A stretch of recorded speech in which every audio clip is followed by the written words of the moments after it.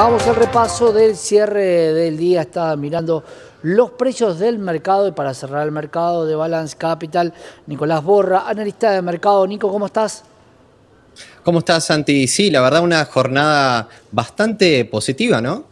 Estaba mirando, sí, y sobre todo hacia el cierre, me parece que se acomodaron un poco más los precios. Vi un panel líder con mayoría de verdes, algunas subas moderadas en los bonos, pero claro, con unos CDRs que tampoco desentonan porque la caída del tipo de cambio no es tan grave.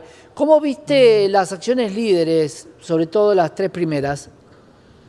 Bueno, la verdad, hoy la protagonista ha sido YPF, estamos hablando del Merval, en la bolsa local, donde estuvo subiendo un 5%.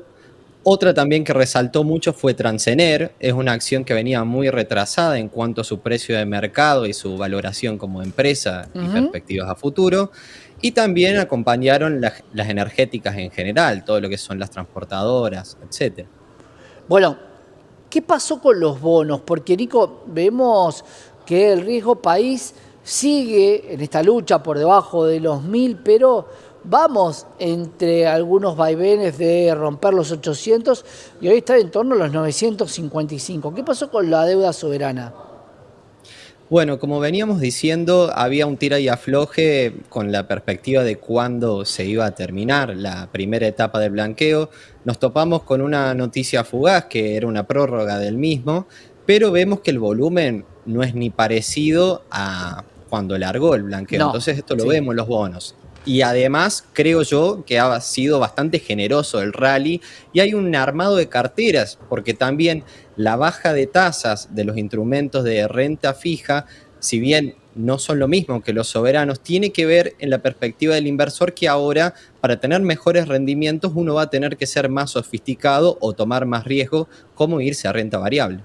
Nico, ¿qué pasó con los mercados de referencia? Porque, claro, el día viernes tuvimos una buena jornada en lo que son los tres índices. ¿Cómo quedaron los índices en los Estados Unidos, el Nasdaq, el Dow Jones y el S&P?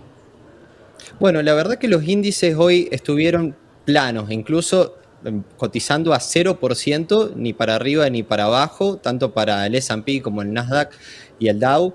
Yo creo que hay mucha incertidumbre de cara a las elecciones, que las tenemos a la vuelta de la esquina, entonces hasta que no tengamos un resultado claro no podemos ver contundencia en el mercado. Las encuestas de alta frecuencia dan como una especie de empate técnico, pero te diría que no son fiables, ya que el sistema democrático de allá no es de tanto del uso de la población, entonces no son una buena referencia. Vamos a ver, ¿te parece un overshooting en el mercado o el mercado ya descontó que una u otra posibilidad son bastante similares en lo que al mercado le interesa?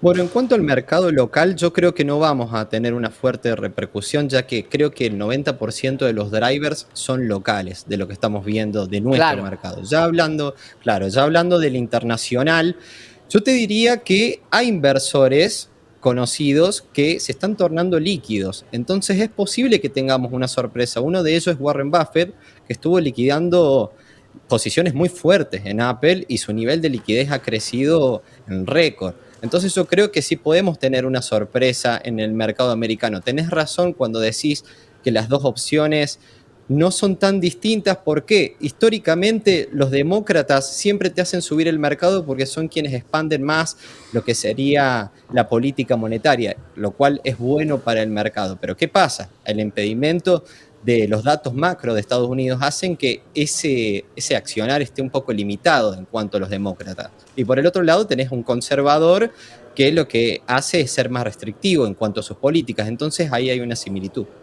Me quedaba con esto que decías de esta pequeña prórroga del blanqueo, pero muchos bancos te decían nada que ver el primer mes con el segundo. De hecho, hablamos de unos 19.000 millones de dólares en efectivo, de los cuales 15 o 14 fueron en el primero. ¿Qué está pasando hoy en el mercado? Porque muchos que invierten en el mercado ya podrían vender y llevarse el dinero, Nico.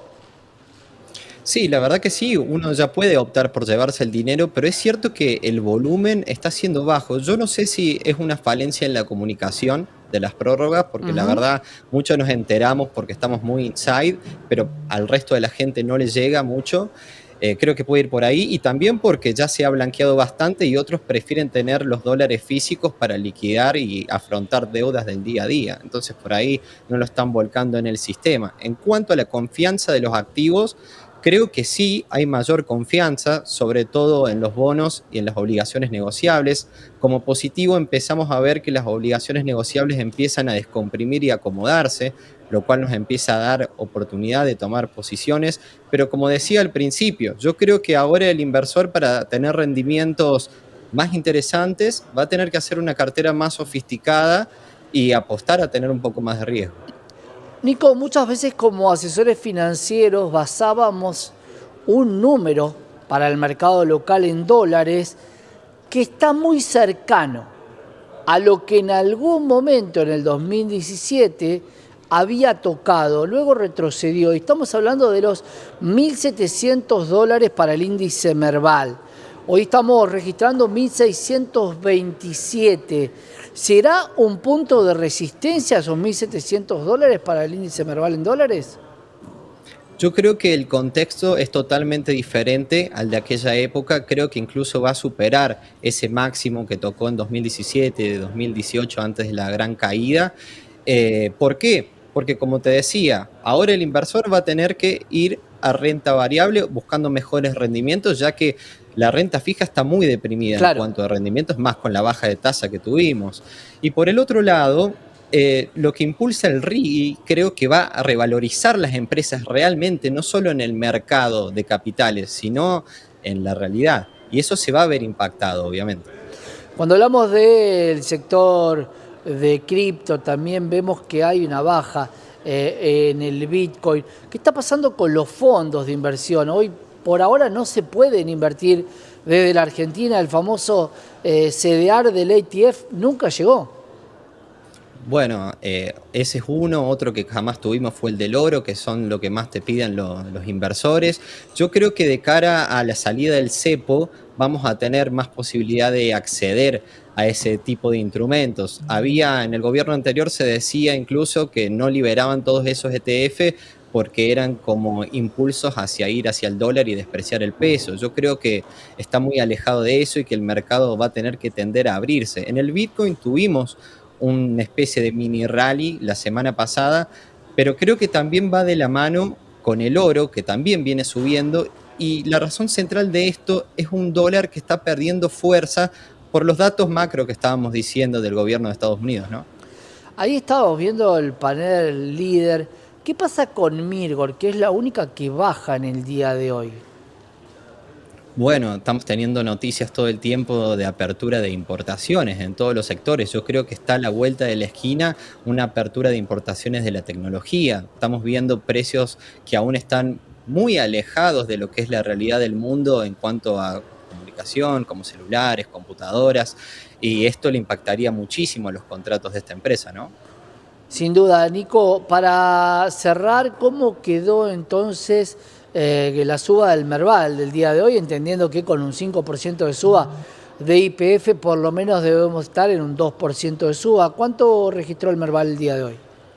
Así es, estuvo en 1,9, podemos redondear en 2% de suba en pesos y un 1,5 en dólares. Tuvimos también un poquito de ruido por la suba del tipo de cambio que fue leve, pero sí, en torno a esos números. Bien, claro, el tipo de cambio no está siendo una variable de ajuste, sino todo lo contrario, una variable que beneficia, porque en la suba del mercado y la baja del tipo de cambio, la ganancia termina siendo en dólares. Gracias, Nico. Así es, Santi. Muchas gracias a vos por el contacto. Un gran abrazo, Nicolás Borra, analista de mercados de Balance Capital, cerrando este día, esta jornada, una nueva jornada positiva para el mercado de valores de Buenos Aires.